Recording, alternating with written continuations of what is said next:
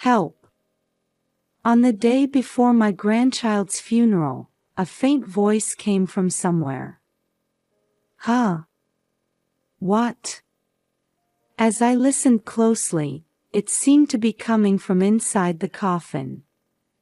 Trembling with fear, I opened the lid of the coffin, and there was my 3-year-old granddaughter, who was supposed to have died from illness, tied up with chains. I couldn't comprehend what was happening. Grandma, you know. As unbelievable facts were told from my granddaughter's mouth, I was at a loss for words. Unforgivable. How could this happen? The anger welling up inside me exceeded my limits of patience. I lost my husband in an accident when I was 38. As a widow, I devoted all my energy to raising my son, Timothy, who was 13 at the time. When Timothy was 34, he married a woman named Sarah. "You can finally relax now," my friends all said, acknowledging my years of hard work. Timothy and Sarah lived about a 30-minute drive from my house, maintaining a comfortable distance. Soon after their marriage, we found out she was pregnant, and I was eagerly awaiting the birth of my first grandchild. When Sarah was in her 3rd trimester, I visited their house to share some vegetables. We weren't sure about the baby's gender for a while, but it turns out it's a girl, Timothy said. "Oh, how exciting!" I replied. "Yes, but I really wanted a boy," he sighed. The couple seemed visibly disappointed that the baby wasn't their desired gender. "With a girl, you'll have the joy of choosing cute outfits," I said, trying to cheer them up. Of course, I thought the gender didn't matter as long as the baby was born healthy, but I was trying to boost their spirits. However, they were so shocked they didn't respond at all. Still, I thought once they saw their adorable newborn, they'd forget they ever felt that way. A few months later, my granddaughter was born safely. They named her Olivia, and she was the sweetest little girl. I truly understood the saying, "too precious for words." I visited my son and daughter-in-law whenever I could to see my granddaughter. However, as I observed the two of them, something bothered me. Even when Olivia cried for a long time, they hardly paid attention to her. "Oh my, what's wrong?" I'd say, reaching out to pick her up, but Sarah would glare at me. "Mother-in-law, don't do that, she'll get used to being held." But isn't it pitiful to leave her crying like this? I was trying to help Sarah feel a bit more relaxed, but it seemed that wasn't the right thing to do. Timothy chimed in with a bitter expression, "She's just fussy because she's sleepy." It's trendy now to teach them to sleep on their own from an early age. They both looked annoyed that I had voiced my opinion. "I suppose child-rearing has changed a lot since my day," I said, deciding to step back and observe for a while. However, as Olivia grew, my doubts about my son and daughter-in-law's parenting only increased. When I visited their house, Olivia was always wearing ill-fitting clothes, and she would eagerly devour the snacks I brought as if she were starving. Are they really taking proper care of her? Worried, I tried to talk to my son about it, hoping to offer some help. "Stop nagging. Don't interfere with how we raise our child," Timothy shouted, refusing to listen. What's more, every time I said something, he started treating Olivia roughly. Witnessing such behavior, I found myself unable to speak up and decided to keep quiet. A little while later, around Olivia's third birthday, Sarah became pregnant with their second child. While I was babysitting Olivia during their prenatal checkup, they returned home overjoyed. They had found out their next child would be a boy. "Yes. I'm so excited," Timothy exclaimed. "That's wonderful news. Olivia, you're going to have a little brother," I said. "Yes. I can't wait to meet my brother," Olivia cheered. Seeing Timothy and Sarah's happiness and Olivia's joy, I felt relieved. Maybe they're slowly becoming a real family, I thought. However, my relief was short-lived. Around this time, Olivia started falling ill frequently. Several times, I'd receive a message from Timothy the day before a planned visit saying, "Tomorrow won't work." When I asked why, he'd say Olivia wasn't feeling well. Even when I offered to visit and check on her, they refused. After persistent pleading, they finally allowed me to come over, and I rushed to their house. When I finally saw Olivia after a long time, she looked emaciated. "Doesn't she need to be hospitalized? If she's at home, it can't be that serious, right?" I asked. Timothy hung his head, covering his face with his hands. "We thought it would be better for her to spend her remaining time at home," he said, his voice trembling.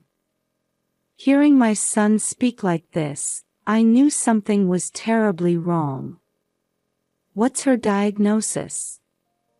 It must be quite serious, right?"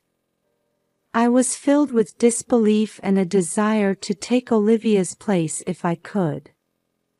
After that, I visited Olivia as often as time allowed, but my son and daughter-in-law gradually prevented me from seeing her, saying, it might tire her out. This went on for about a month, and then it happened suddenly. "Olivia has passed away," Timothy informed me, and my world went dark. She was only 3 years old. She had so many joyful experiences ahead of her. Thinking about how I couldn't do anything for her, I broke down in tears. I was also worried about Sarah, who was in her final month of pregnancy, and my heart ached imagining how devastated she must be. When I went to my son's house, funeral preparations were underway, and Olivia was already in her coffin. As I approached the coffin, wanting to see Olivia's face, Timothy, who had just entered the room, stopped me. "No, don't open it," he said.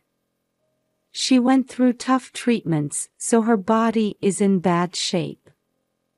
I don't want you to see her like that." "That bad?" I imagined a truly horrific end, unable to even see Olivia's face. Though part of me couldn't accept it, I tried to tell myself that Olivia would always be in my heart. Changing the subject, I asked my son if there was anything I could help with, but he said, "We're fine for now," so I decided to go home for the time being. The next day, I visited their house again. It was the day of the funeral, but strangely, no one else had arrived yet besides me. "Who else is coming?" I asked. "No one. We want to send her off quietly, just as family," Timothy replied. "Sarah's parents are working overseas. We contacted them, but they said they couldn't make it in time for the funeral, though they'd definitely come later." I understood it was sudden, and it might be difficult for them to return at such short notice. We'll give Olivia a proper send-off, even if it's just us, I thought. I was standing in front of the coffin, reminiscing about the time I spent with Olivia, when Timothy's phone rang, and he stepped outside to take the call. At that moment, I heard a faint, "Help me," coming from somewhere. Listening closely, it seemed to be coming from inside the coffin. Trembling, I opened the lid, and to my shock, there was Olivia, who was supposed to be dead, bound in chains and pleading for help. Olivia? What on earth is going on? I was confused by this sudden turn of events, but I knew without a doubt that my son and daughter-in-law were involved. I quickly helped Olivia out and hid her in the closet, telling her, "Wait here for just a bit, okay? Sarah's gone into labor." Timothy came running back, his voice full of excitement. "I'm taking Sarah to the hospital now, so you should go home," he said, gathering his wife's belongings and tidying himself up. "What about Olivia's funeral?" I asked. "That's not important right now. The boy who's about to be born is what matters." He said this as if it were the most natural thing in the world, without even a change in his expression. "But it's sad to leave Olivia alone." "I'll stay here and keep watch," I suggested, feeling it would be more convenient to remain in the house. "Just because we're not here doesn't mean you can look inside the coffin." "It would make Olivia sad," Timothy warned, looking thoughtful for a moment before hurrying out of the room. "Even if you tell me not to look, it's already too late," I thought to myself. After confirming that Timothy and Sarah had left, I rushed to the closet where Olivia was waiting. "Olivia, it's all right now," I said, hugging her tightly. "I'm so glad you're alive." After that, I heard an unbelievable story from her. As I had suspected, Timothy and Sarah were indeed the culprits. I will never forgive them. Unable to contain my anger, I decided to punish them and began preparing to corner the two of them. The next day, I received a call from my son. A healthy baby boy was born, he announced in an elated voice. "Congratulations. We must celebrate." "I'll come to the hospital later," I replied. About 3 hours after the call, I visited Sarah's hospital room. "Look, Mom. It's our long-awaited son. Isn't he cute?" Timothy said excitedly as soon as I entered the room, holding up his newborn son. He and Sarah exchanged glances, smiling happily at each other. "You won't be smiling for long," I thought to myself. When I asked them about Olivia's funeral, their expressions changed instantly. "Oh, we're busy with the new baby, so we decided to just cremate her without a funeral. We'll let you know when it's all done," Timothy answered dismissively, as if it were a bothersome task. Now, it's time for their punishment to begin. I gave a signal behind my back, and Olivia ran towards the newborn baby. "Wow! He's so cute. This is my little brother, right?" Seeing this, my son and his wife were visibly shocked, looking back and forth between Olivia and me. "Oh my! Olivia!" I pretended to be surprised by her appearance. "You opened the coffin. Didn't I tell you not to?" Timothy confronted me, his tone harsh. I glared back at him. How could you chain her up and lock her in a coffin? That's despicable. Huh? That's none of your business, is it? I explained how I discovered Olivia. When I opened the coffin lid, Olivia's mouth was covered with cloth, but it had slipped a bit, allowing her to call for help. Just imagine how scared Olivia must have been, unable to move in that dark box. As I started to say this, my son suddenly hugged Olivia tightly. You came back to life. That's great, isn't it, Sarah? Yes, it really is. They were putting on an exaggerated act, thinking they could fool me. Olivia, can you tell me why you were in that box? I asked my granddaughter with a gentle smile. Well, Daddy and Mommy wrapped me up tight. Then they said a devil was coming, so I had to wait there, Olivia explained, stumbling over her words but trying her best. She's saying this, but can you explain what it means? I asked. Timothy had lost his earlier bravado and became less talkative. Not wanting Olivia to see me corner her parents, I beckoned her and said, I need to have an important talk with your parents now. Can you wait in the hallway with my friend? Okay, I understand, she replied. I had asked a friend to come along and help me with this situation. After confirming that Olivia had left the room, I slowly turned to face Timothy and Sarah. Now, I need you to explain everything clearly, I said. Unable to withstand my piercing gaze, they quickly averted their eyes.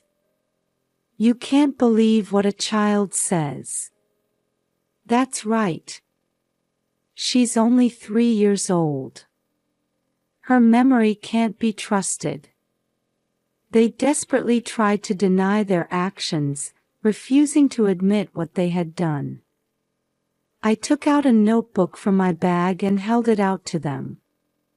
But what's written here is true, isn't it? Timothy's voice cracked as he asked, How did you? This notebook contained details of their plan. Shall I read it aloud? The funeral is fake, meant to deceive Mom. Further down, it was written that if Olivia died, they expected to receive financial aid for funeral expenses. I had found this while searching their room after they had rushed to the hospital when Sarah went into labor. It's the worst to snoop around someone else's house.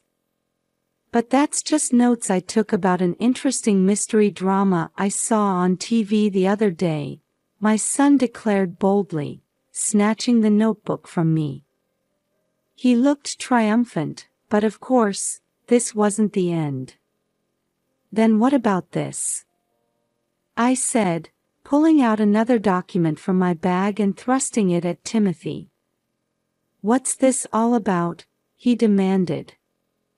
It was Olivia's medical report. When I rescued Olivia and hugged her, she winced in pain, saying, It hurts.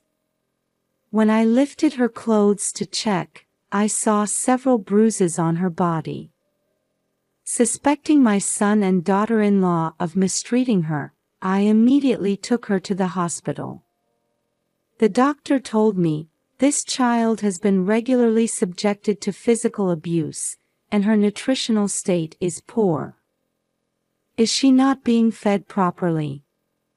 He then provided me with this medical report. So that's why Olivia devoured the food so eagerly when I brought some to your house before, I said. They kept their heads down, not answering. What's going on? Why are you doing this? I pressed further. At first, my son wouldn't even meet my eyes, but then he sat down in a chair, manspreading. We wanted a boy, but she was born a girl. That's the problem, he blurted out. Children are precious gifts, I said. No way. Girls are useless, aren't they? Timothy started talking non-stop, as if he had given up trying to hide anything. He explained that once they found out their second child was a boy, they decided they no longer needed Olivia. However, they thought it would be suspicious if she suddenly disappeared, so they came up with the plan to pretend she was sick and eventually claim she had died. Well, we haven't been feeding her properly lately, so we thought she'd eventually just weaken and die on her own. My son said this with a smirk, casually admitting to such a terrible thing without any hesitation. There was one thing I couldn't understand. Even though you say that, you didn't actually kill her. Isn't that because deep down, as parents, you truly love Olivia? I asked. Timothy and Sarah looked at each other, then burst out laughing. Love? There's no such thing.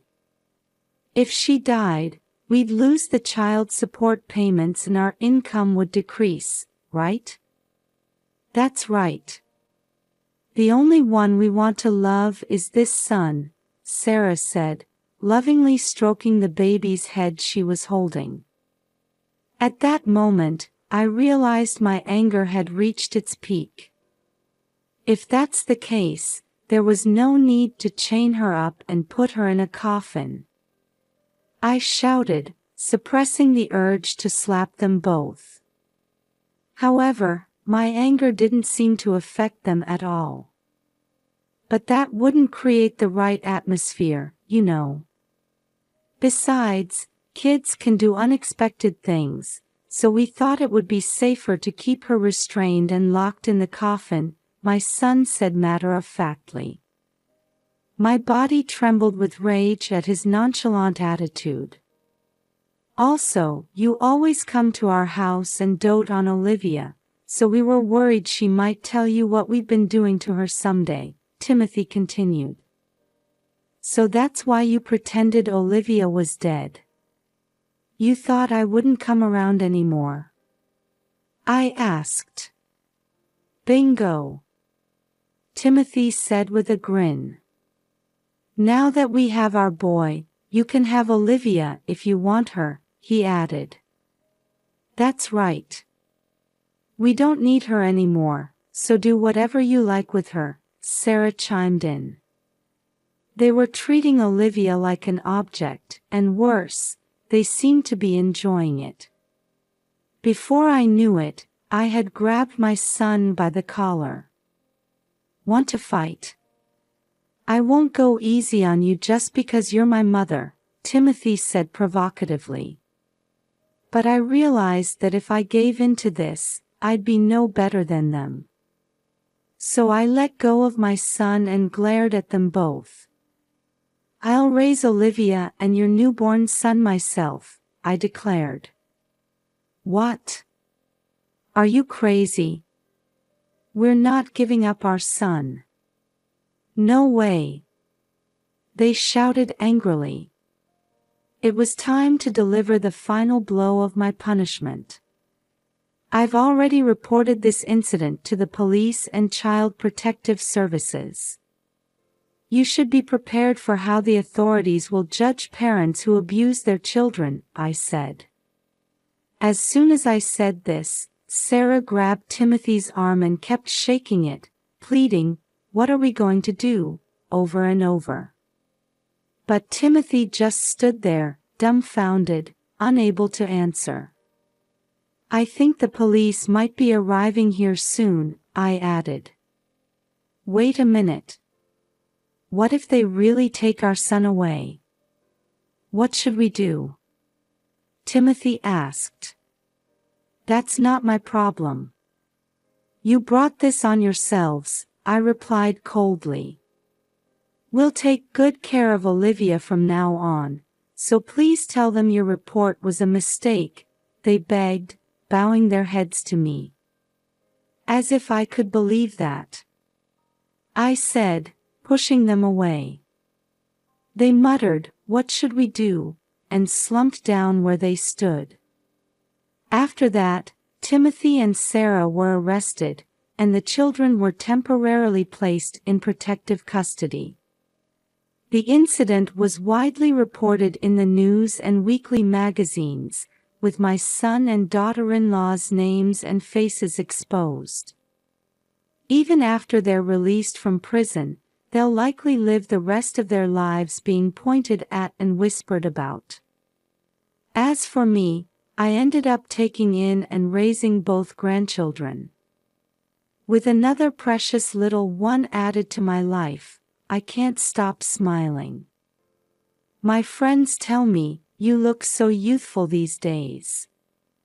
Perhaps it's because I have a new purpose in life. I'm not entirely displeased with the compliment. Olivia is a great help around the house, and I'm truly grateful for her. I'm determined to stay healthy and energetic so I can watch my grandchildren grow up. That's what I'm focusing on now.